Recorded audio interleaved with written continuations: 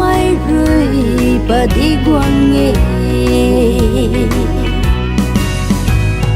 luôn gần ra không đắm lo mấy họ bận thì hay cần đi khó khăn ga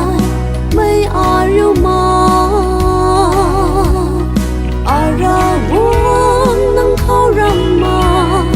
khó khăn ga mày hay mà kể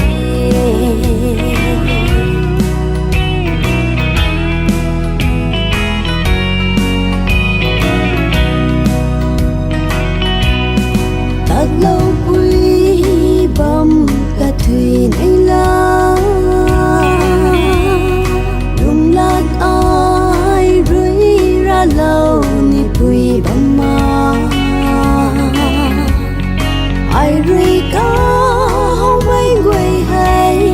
ta bùi nung thác cái ni cho in ban can đi đông khâu hay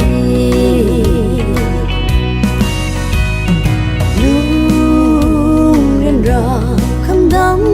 lo mấy ở bận thì hay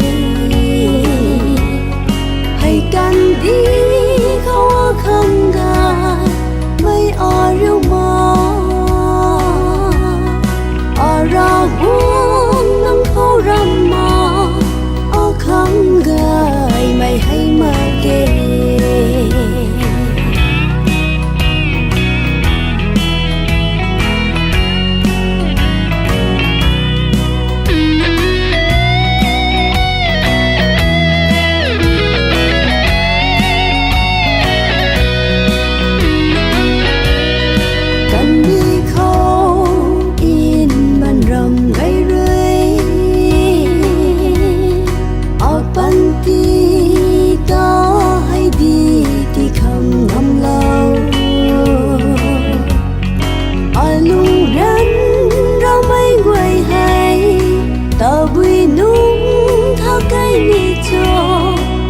si mai